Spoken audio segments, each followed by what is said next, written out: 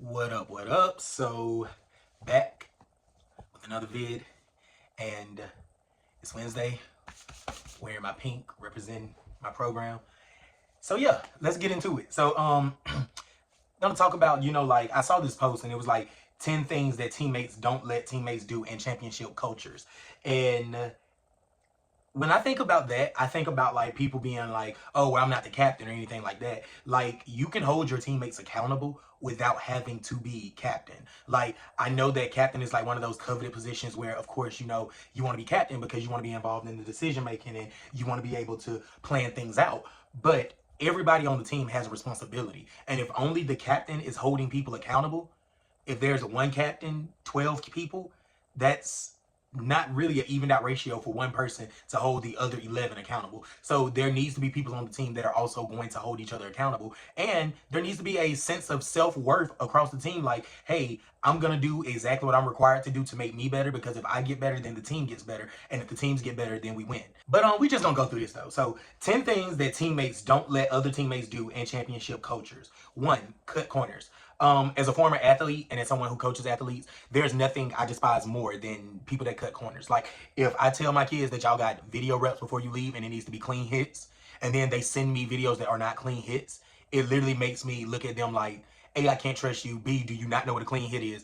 And C, why are you cutting the corner? Like, at the end of the day, it should be more important to get a clean hit than to leave on something that's raggedy. You know what I'm saying? So cutting corners is a huge deal breaker for me. If you're supposed to jog down to the white line, go to the white line. Like, why do the coach have to be there to watch you go to the white line? Why does the captain have to say, JJ isn't touching the white line? Like, why do they have to do that? Just touch the white line. Like, it's not that difficult. Whine and complain. I have come to realize that this is just a rite of passage for most athletes. If you're not whining and complaining about something, you clearly don't feel like you're doing enough. But it is one of those things where legit, like, kids walk up to me now and I'd be like, what you finna complain about? And they'd be like, I'm not finna complain about anything. I'd be like, what you finna whine about? What you finna complain about? Like, ugh. I do not have a tolerance for whining and complaining, because that means something is always wrong. Like, instead of always telling me what the problem is, how about you come over here to me and be like, yo, I found a solution. I'm be like, all right, I see you. Like, I love a good solution, but don't always come up with problems and complaining and whining, because at the age that we're at, and yes, I have 6 through 12, but like, even just like in this realm of cheerleading, like, everybody has problems. Why do we want to be like everybody? Let's be a team that has solutions. Let's like find out the solution instead of complaining and whining about it. And if you can do that, child, you want to know how to be on Coach O'Neal's good side? Don't cut corners. Don't be whining and complaining. And then the next one says, make excuses. OMG, I despise excuses. Real deal despise excuses. Like, being late for practice, I don't care about your excuse. You're just going to get this consequence. All right? Point blank, period. Because there's no excuse that's going to justify, or no excuse that's going to go back and rewind time to make you be where you're supposed to be at the correct time. So, any excuse, really don't want to hear it. Flyer comes out the air, I don't want to hear, oh, they were holding my foot weird. Stand on it. I don't care about the excuse. I care about the result. And then after we get the hit, we can come down and be like, hey, can you hold her foot better? But at the end of the day, the excuse, don't care. Bases be like, well, she spun too fast. Talk to her. I do not care about the excuse. I care about the result. Act selfishly. This is just a kid's thing all around. It's all about what I did my part. And I'm like, you did your part on a 26 people team. So as long as the one out of 26 did it right, should that be good enough? Like, I don't even get where you can say I did my part in a routine that has a lot of moving parts. Like, everybody has to do their part in order for the job to get done. But acting selfishly goes beyond just saying I did my part. Acting selfishly, it goes into the home where you are misbehaving and you know that your parents are one of those weirdo parents that's like, oh, if you don't clean your room, you're not going to cheer practice. First of all, cheer practice ain't got nothing to do with them cleaning their room.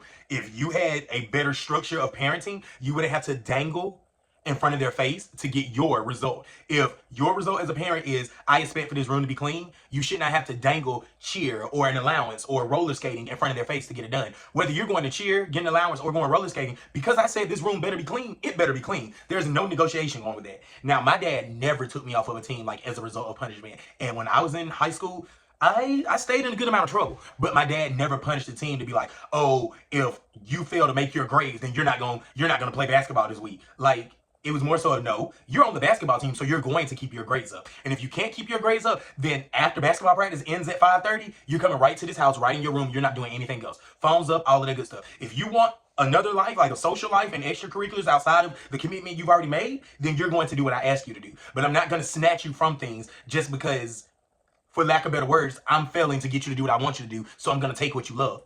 That's still kind of sort of isn't great parenting, but I'm also not going to comfort anybody parenting. But I just don't think that that's an efficient way to get what you want out of a kid, because at this point you're punishing or at risk of punishing the team.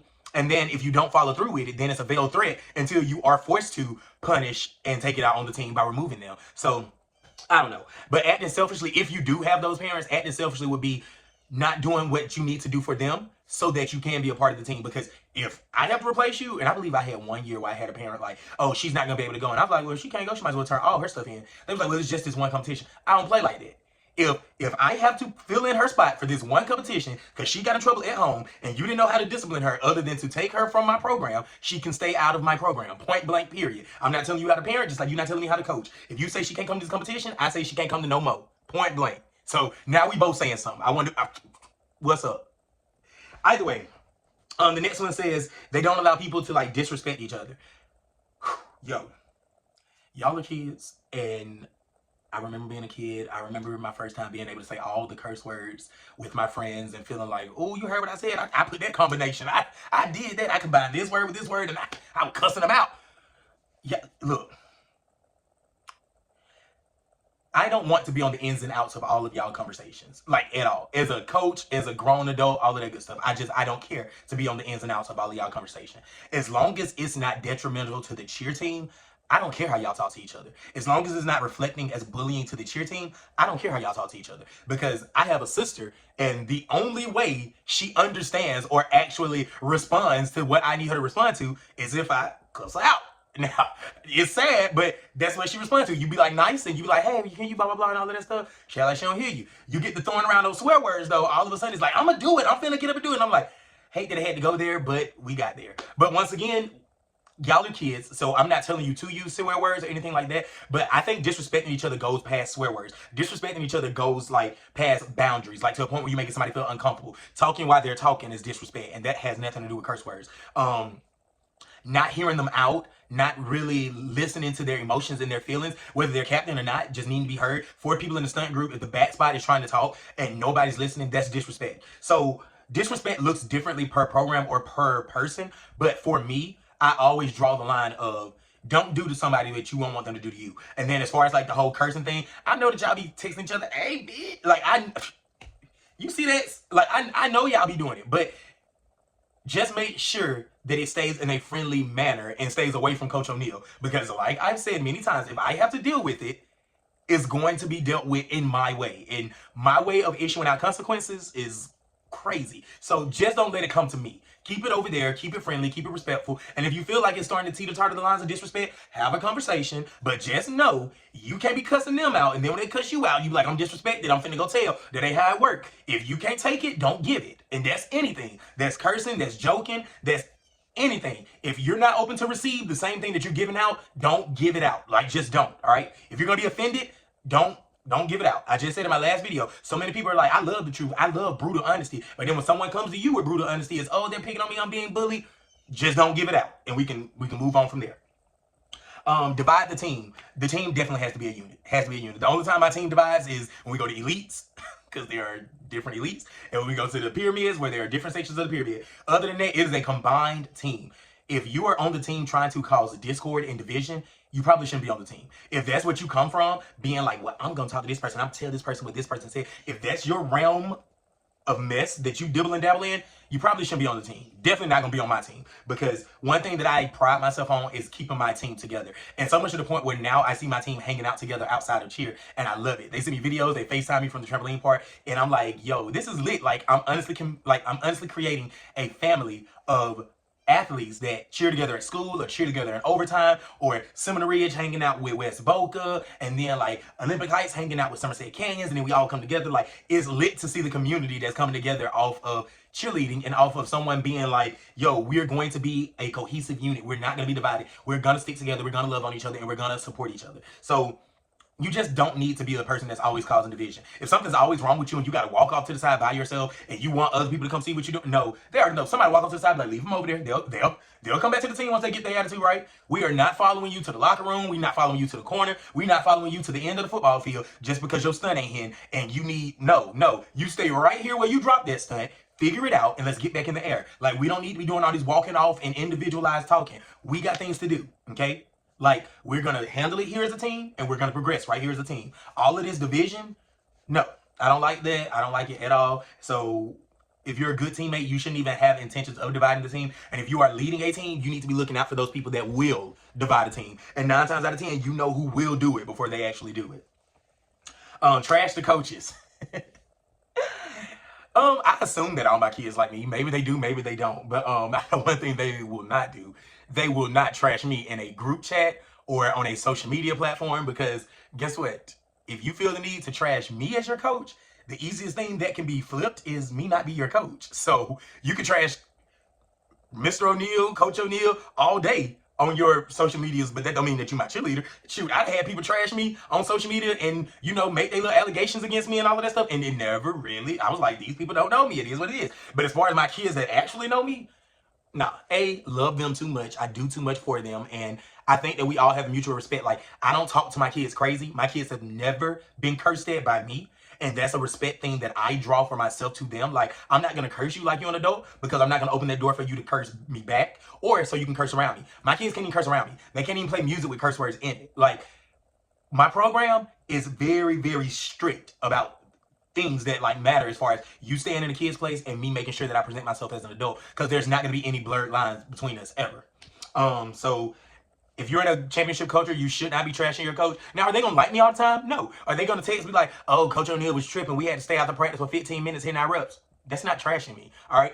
Even if they be like, Coach O'Neal get on my nerves, he don't never comb his hair, I'm still like, I probably did get on your nerves, and that is true, I don't hardly ever comb my hair. Like, that's not trashing me. But like, actually, like, disrespectful, saying nasty things about me, you will never be a part of any entity that I'm a part of. Like, you wouldn't be a part of my overtime group, you would not be a part of my school group, you would not be a part of anything that I have a hand in if you feel like you can trash me and there be no repercussions. That's exactly why I left that program that I was coaching last year, because the person that was trashing me was not even on the team that I was coaching. I was coaching the junior varsity. Her athlete was on varsity. And I kept receiving backlash and I kept getting trashed by somebody that, if I called a parent meeting with the parents of my athletes, you wouldn't even be in here. Like, never shaking your hand, didn't know you like that, like, and you're just trashing me. So it didn't really weigh heavy on me like that until I was like, so what y'all gonna do about this? And when it was like, oh, we're not gonna do anything about it, I was like, oh yeah, this ain't the place for me. Like, the easiest fix is for me to just not be over here where you can trash me, and then still try to trash me at my kingdom. But at the end of the day, at my kingdom, which is why I always say I'm never going to leave Somerset, I'm protected. My AD is going to go hard behind me. My principals, all of them, are going to go hard behind me, and vice versa. Like, I tell them all the time, like, even if I don't agree with what you're doing, I'm never going to be that person that's vocally out here going against you, because I'm a part of the village and tribe that's going to fight for you. Always. That's just me. And when I didn't get that at the other school, I was just like, yeah, no, this ain't even worth it. Like, I was doing this as a favor to a friend of mine, and I mean, now I don't even know where that relationship stands. But however, I ain't got to be there, and it's cool. I mean, I hear that the program is doing amazing things now. Sarcasm, but whatever. Yeah, sometimes you just, you know, I got a text. But sometimes when you allow disrespect and trash to your superiors, like the coaches, it literally tears the program down 1000%. If you're not putting your foot down saying this is not allowed here, then it's going to tear down your program. Embarrass the program. Whoa. Social media, big thing. My kids can't curse on social media. I know they probably got their little spam accounts that I don't follow. They can't curse on social media. They can't be shooting birds. I'm kind of iffy about the acronyms, the WTFs and all of that stuff. But like, you will not embarrass this program, because this program was built off of my blood, sweat, and tears. So essentially, embarrassing the program, killing me now.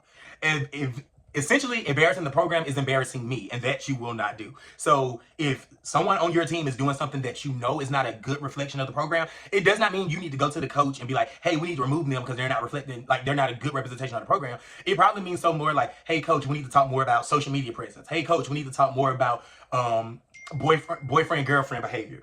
All right, at this point, I just gotta cut the sounds off because that's crazy. I did just get hired to do another game day routine, and that's probably what this is about, but they gotta let me finish this.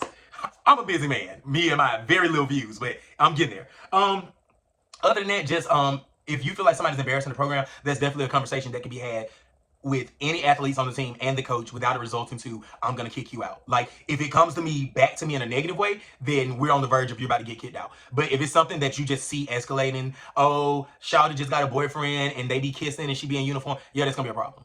Shawty just got a boyfriend and during halftime they be yang, that's gonna be a problem. Because if it's during halftime, Shawty probably in my uniform. So that's gonna be a problem. So once again, it's just stuff that if you bring it to the forefront in a way of I'm truly concerned about where the program is going versus I'm just trying to get somebody in trouble, it's a lot different because we're all here to grow together. And being in a 6 through 12 program, like there are going to be mistakes that my 6th, 7th, and 8th graders make that I don't expect my 9th, 10th, 11th, and 12th graders to make. So it's not a picking favorites, it's a maturing them and growing them. But at the same time, I need to be able to point to some of my 9th, 10th, 11th, and 12th graders to be like, they don't do it, so neither should you. Okay? But if my 9th, 10th, 11th, 12th graders are the problem, then what do you think my younger kids are going to see and be like, oh, we gonna be able to do that too? No, you're not. You're going to be off the team. I'm telling you now. Number 9 says give up.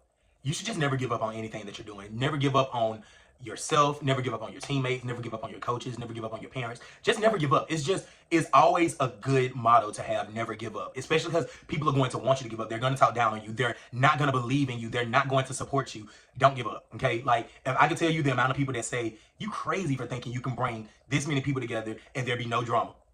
Don't give up. Because it's all about what you put out there. If you put out there to the universe that, hey, this is what I want a cheer family, no dramas, that we can all get along, all support each other, and all learn from each other, you will get that in return. So, yes, just don't give up. If you're on the team and it gets hard, don't give up. Work harder, extra reps, work out more, run more, do more, but don't give up.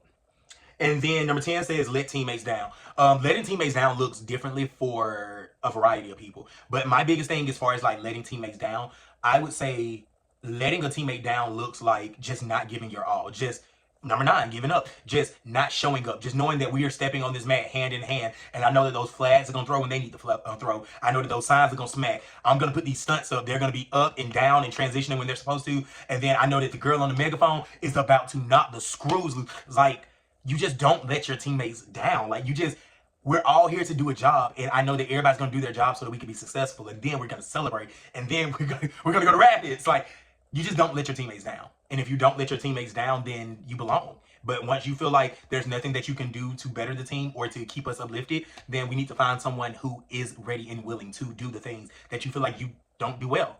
But that's the end of the list as far as 10 things that teammates don't let teammates do in championship cultures. Captains, co-captains, I would say be more vocal. And when I say be more vocal, that doesn't mean be louder. It just means be more present, talk more, float from group to group, let people know that you're there for them other than just being a good cheerleader and letting you know the counts. I'm here for you personally so that we can troubleshoot and avoid a lot of the things that's on this list. Because most of it comes down to, oh, I'm going to whine and complain because nobody's listening to me. Well, we're listening to you. Stop whining and complaining. Oh, I'm going to act selfishly because no one cares about me. Well, we also care about you, so stop acting selfishly. I'm gonna pull people up here because this is my only friend, so I'm going to divide the team. No, we're all good. We're all very cohesive together, so stop trying to cause division. A lot of things can be literally nipped in the bud just by being active and letting people know, hey, I see you, I hear you, and I love you. So that's a big way to real deal just like troubleshoot a lot of those problems. And then if you do hear someone saying something that's not becoming, it doesn't necessarily mean rat them out to the coach. Go and have a conversation with them yourself. As a captain, co-captain, you cannot be afraid of confrontation. Doesn't mean that you're going to break out into a baddies West fight, but you need to let them know that's not cool what you said.